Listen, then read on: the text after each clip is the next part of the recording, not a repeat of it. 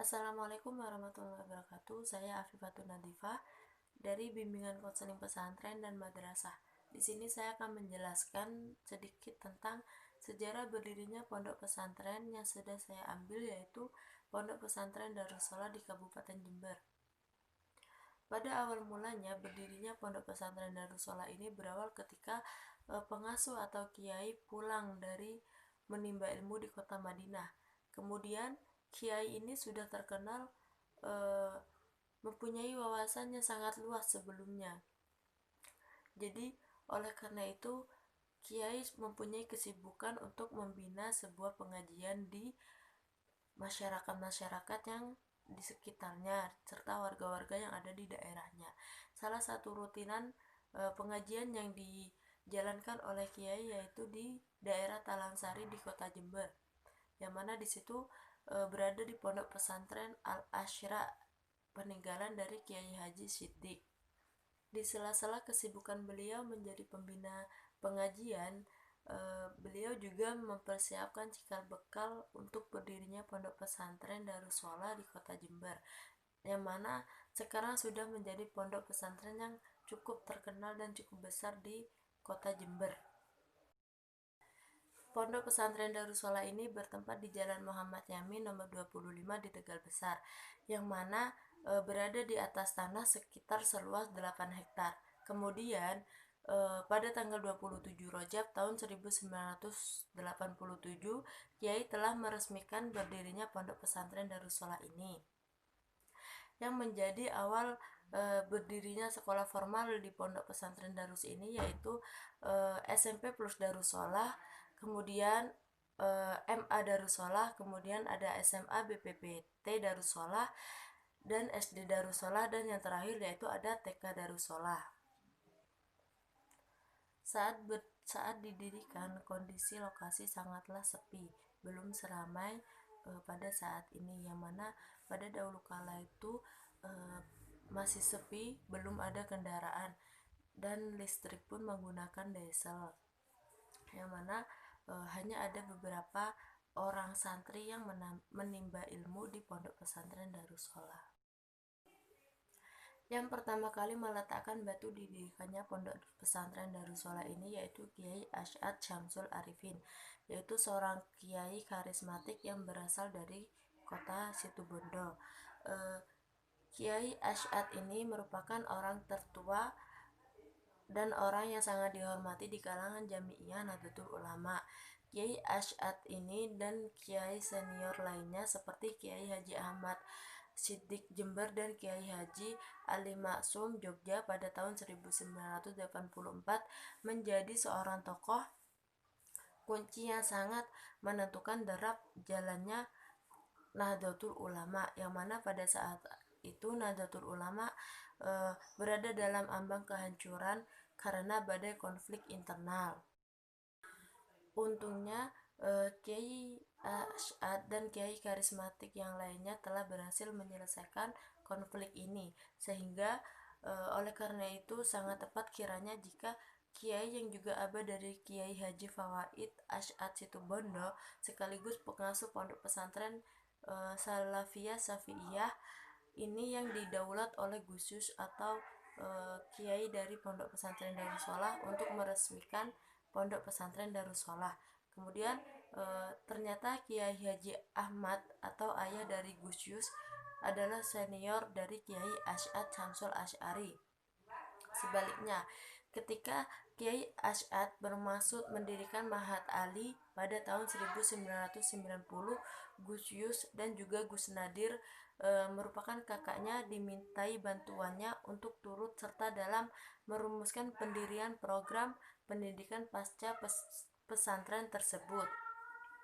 Bersama sejumlah kiai senior lainnya, beliau didapuk untuk turut menyumbangkan pikiran bagi pendirian dan pengembangan Mahat Ali ke depan. Mahat Ali sendiri diangankan oleh para pendirinya untuk mampu mencetak kader-kader ulama yang menurut Kiai Asy'ad kian langka. Tidak hanya itu, pasca pendiri Mahat Ali, Gus Yus juga dimohon untuk menjadi salah satu staf pengajar di sana. Hanya Karena beliau belakangan sibuk di dunia politik, kiai politis ini hanya dimintai mengajar 1 bulan sekali sebagai dosen di Ma'had Ali.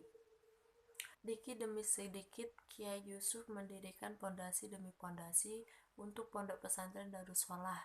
Santri-santrinya pun dari tahun ke tahun semakin banyak, tidak hanya dari kota Jember saja, melainkan dari luar kota dan luar pulau.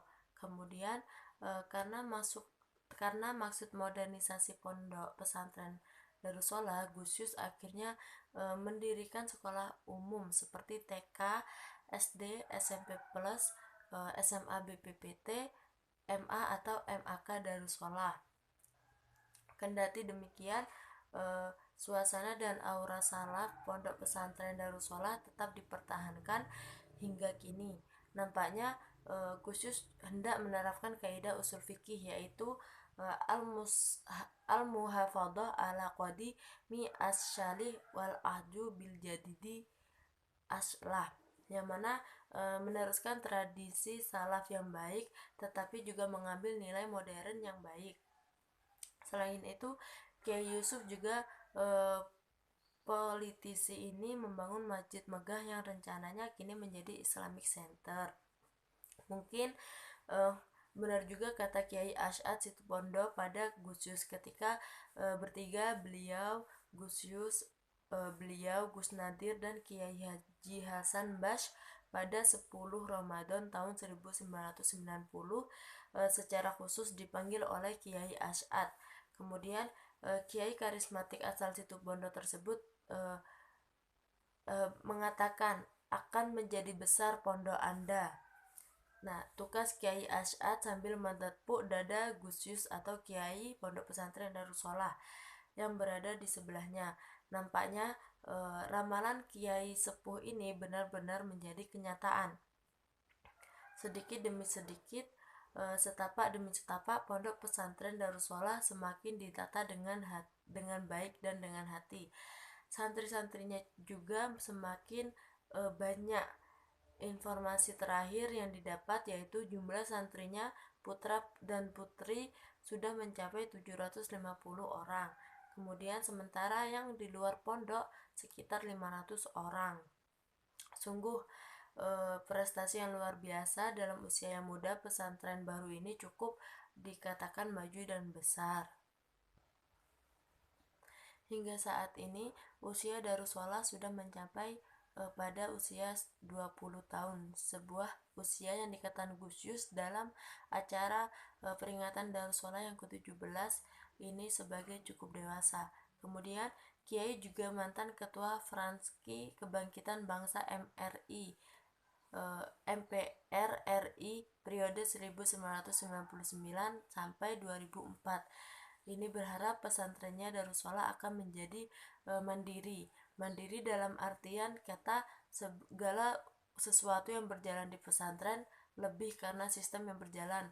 Memang banyak orang cukup risau maupun khawatir siapa yang nanti kelak akan menggantikan Gus Yus atau Kiai jika sewaktu-waktu beliau tidak ada, karena pengaruh Kiai muda ini sangatlah menentukan dalam perkembangan Darussalah ke depannya.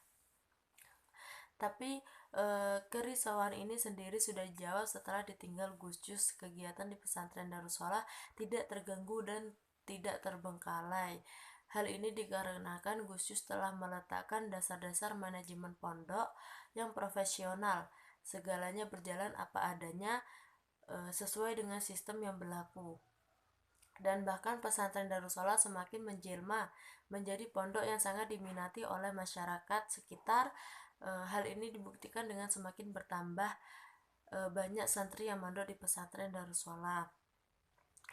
Bahkan pondok pesantren Darussalah ini kekurangan gedung atau ruang sekolah dan asrama untuk menampung santri yang semakin membeludak.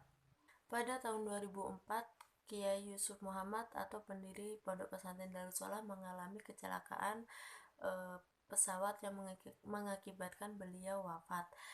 Hanya saja pada saat ini banyak obsesi keinginan beliau yang belum terselesaikan. Yang pertama yaitu keinginan beliau yang ingin mendirikan perguruan tinggi yang bersifat kejuruan pesantren seperti akademik perawat, fakultas kedokteran, dan lain-lain. Yang kedua yaitu membangun studio radio yang dapat menjadi media untuk dakwah ke masyarakat seluas. Ini mengingatkan kita tatkala beliau aktif dalam menjadi penyiar radio di masa remajanya. Kemudian yang ketiga yaitu meneruskan pembangunan masjid yang beliau cita-citakan sebagai ingin menjadi uh, yang bakal menjadi Islamic Center yang hingga saat ini masih selesai sekitar 75%, yang nantinya ini akan diteruskan oleh penerus Gus Yus,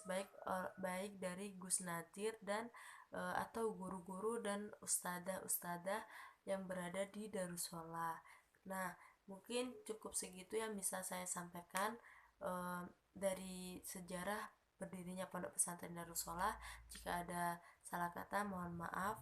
Semoga bermanfaat. Assalamualaikum warahmatullahi wabarakatuh.